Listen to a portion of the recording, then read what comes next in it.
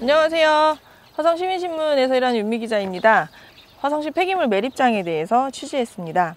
그 화성시 폐기물 매립장은 지금 화성시에는 지금 한 두 곳에 사용 종료된 매립장이 있고 매립을 추진하고 있는 한 곳이 있습니다. 또 거기에 들어가는 종류 매립장이 되게 다양합니다. 예를 들면 지정 폐기물, 생활 폐기물, 그다음 일반 폐기물에 대해서 다양한데 이것이 용어가 좀 어렵죠. 그래서 저희가 한번 정리를 해봤습니다. 폐기물의 종류를 알아볼까요? 폐기물이란 쓰레기, 연소재, 온이, 폐유 및 동물의 사체 등으로서 사람의 생활이나 사업 활동에 필요하지 않게 된 물질을 말합니다. 폐기물의 종류를 쉽게 말하자면 폐기물은 발생원과 성질에 따라 사업장, 지정, 생활 폐기물로 분류됩니다. 지정 폐기물이란 사업장 폐기물 중 폐유, 폐산 등 주변 환경을 오염시킬 수 있거나 의료 폐기물 등 인체에 위해를 줄 수 있는 해로운 물질로서의 폐기물을 말합니다. 의료 폐기물이란 보건 의료기관, 동물병원 등에서 배출되는 폐기물 중 인체에 감염 등 위해를 줄 우려가 있는 폐기물과 인체 조직 등 특별한 관리가 필요하다고 인정되는 폐기물입니다. 생활 폐기물이랑 사업장 폐기물 외의 폐기물로 가정에서 배출하는 종량제 봉투 배출 폐기물, 음식물류 폐기물, 폐식용유, 폐지류, 고철 등을 말합니다. 그렇다면 쓰레기 매립장이란 각종 쓰레기를 처리하는 시설로 생활 쓰레기, 산업 폐기물, 기타 더 이상 사용할 수 없는 것들을 모아서 처리하는 곳입니다. 이해하셨나요?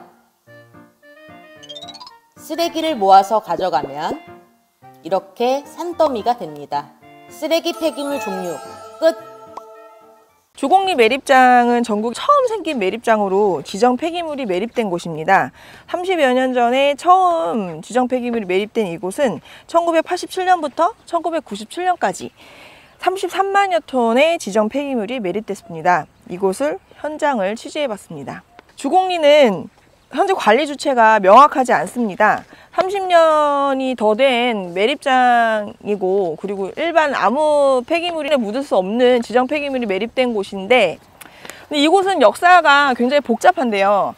처음에는 환경부 산하의 한국환경공단에서 위탁받아서 그것을 관리를 했었는데 그 이후에는 민간업체에 넘어갔다가 민간업체가 파산을 하고 그것이 다시 화성시로 들어왔다라고 알려져 있는데 저희가 화성시 행정에 확인해 본 결과 아직 거기 침출수나 이런 그 매립장 전반에 대한 관리 주체를 아직 정하지 못한 상태라고 합니다. 관리 주체가 명확하지 않다라는 부분은 문제가 있어 보입니다.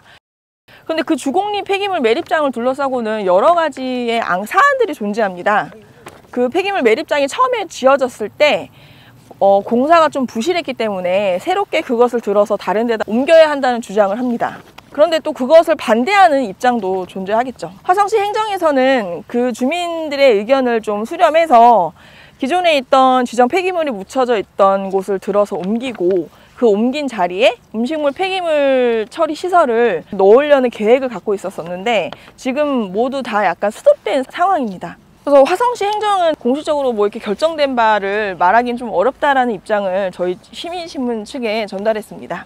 그 매립장에서 침출수를 모아두는 침출수의 관이 폐기물 관리법에 따르면 2m에 해당할 만큼 관리가 되어 있고 넘었으면 그것을 처리를 해야 하는데 화성시 현재 주곡리 매립장에서는 2m가 아닌 거의 10m 관의 끝까지 침출수가 가득 찰랑찰랑 차 있는 상태인데요.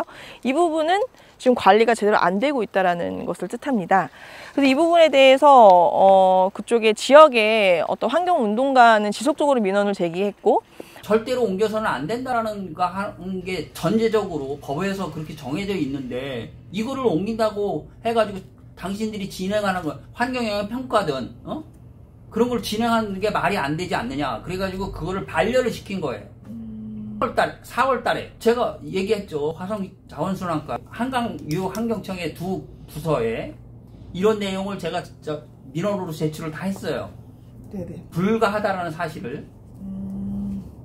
화성시에서는 저한테 하는 얘기가 협의를 하겠다는 둥 한강청하고 그런 식으로 얘기를 하는 거예요. 주공리 매립장의 침출수가 관리가 되지 않는 것에 대해서 불안함을 느끼는 주민들은 침출수를 떠서 생선 실험도 해보기도 했습니다. 2020년 9월에 침출수 위쪽에 있는 물과 8m 아래에 있는 물을 떠서 물고기 실험을 했는데요. 그 결과를 한번 같이 보실까요?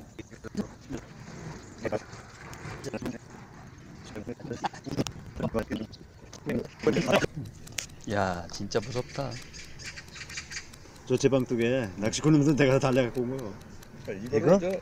어디다가 좀 보관할 필요가 있나? 어? 보관할 필요는 없나? 보관해도 되지. 두 번째 위치한 702 매립장도 이것도 지난 18년쯤에 사용 종료가 된 매립장입니다. 그 매립장에 들어갈 수 있는 거는 유기성 온이류, 무기성 온이류 등 한 25종의 그 온이류를 매립하는 곳인데요. 이곳은 현재 민간 업체에서 위탁을 운영을 하고 있습니다. 근데 이것도 저희가 확인해 본 결과 침출수 관리가 그렇게 적정하게 되고 있지 않은 상태입니다.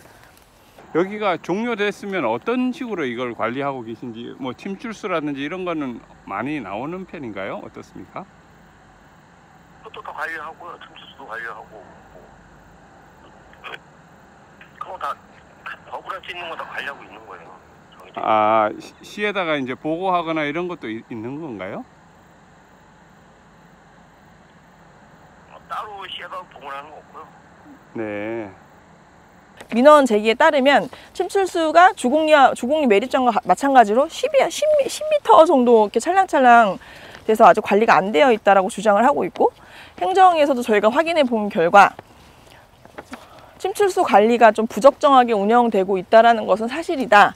다만 화성시 행정에서 관리 감독을 지금 하고 있는 부분이라고 입장을 밝혀왔습니다. 우선 702 매립장에서 사용 종료된 데잖아요. 예. 그래서 그 이후에 지금 침출수에 관련해서 이게 지금 관리를 어떻게 되고 있는지. 거기가 706 같은 경우에는 공구가 3개 공구가 있습니다. 지금 309, 4-109, 4-209 네. 3개 공구가 있는데 이제 모두 종료되고 사업까지 진행 중에 있습니다. 보통 사용 종료되면은 3년 주기로 해가지고 환경공단에서 정기검사를 실시합니다. 네네. 공교롭게도 이제 침출수 수위가 쌍에는 2m를 유지하도록 되어 있습니다.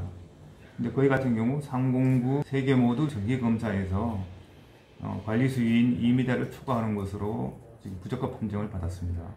거기에 따라 가지고 지금 미행한 사항이 돼 가지고 1차 고발에 들어갔고, 최근에 이제 9월 15일까지 4-209에 대해 가지고 시정명령 조치한 것에 대해 가지고는 또 추가적인 고발을 지금 준비하고 있습니다.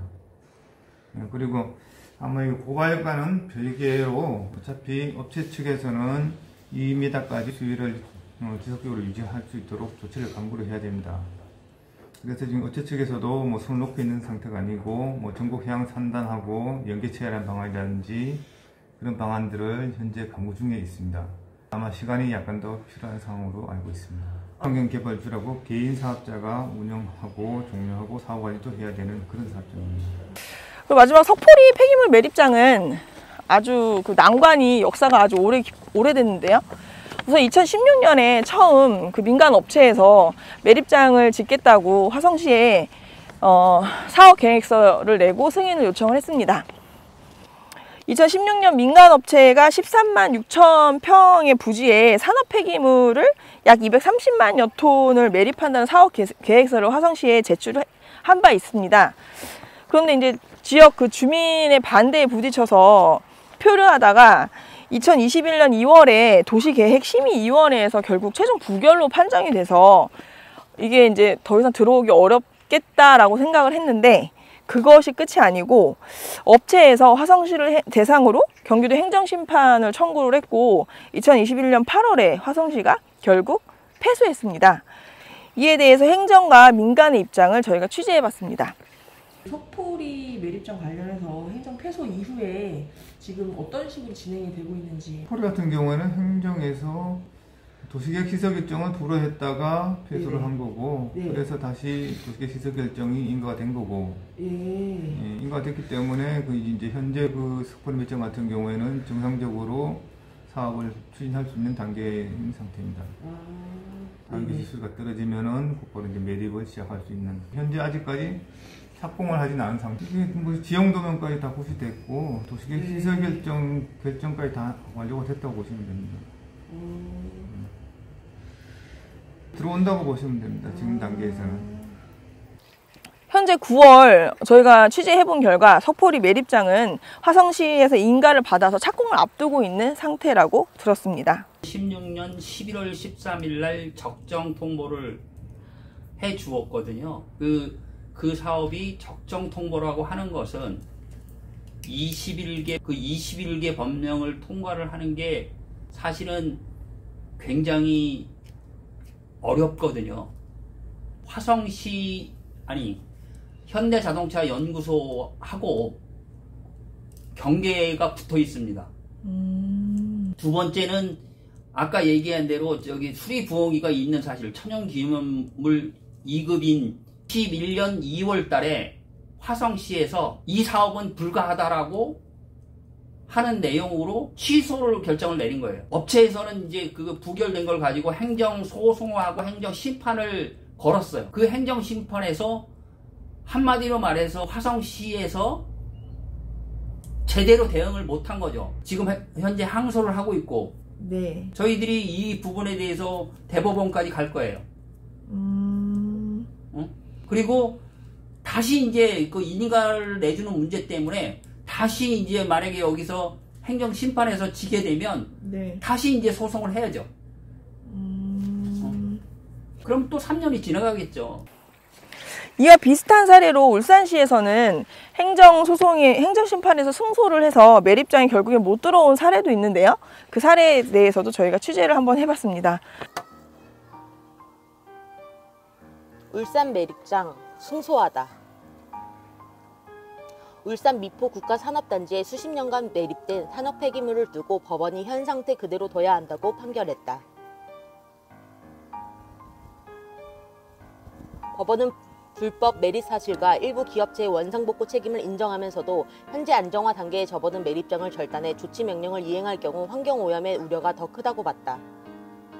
창원지법 행정 1부는 A사와 B사, 대기업 C사 등 기업체가 낙동강 유역환경청을 상대로 제기한 행정소송에서 원고 승소를 판결했다.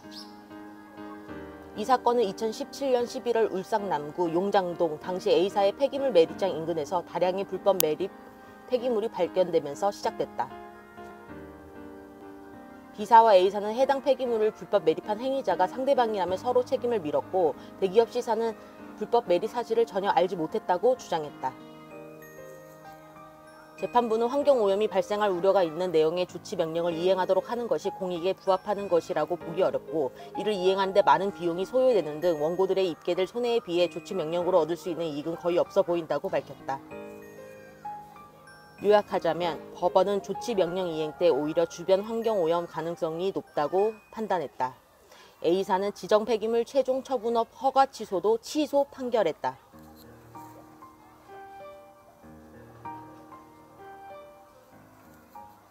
화성시는 한때 수도권 쓰레기 매립장이라는 오명을 얻을 정도로 쓰레기를 많이 묻는 곳으로 유명했습니다. 또한 불법 폐기물 투척하는 지역으로 그것에 대한 관리 감독도 절실해 보입니다. 우리가 사는 지역에 대한 환경 그리고 또 매립장 관련해서는 당연히 필요한 시설이긴 합니다. 다만 그 매립을 하고 나서 그 침출수 관리나 관리 감독도 필요한 시점이라고 보여집니다.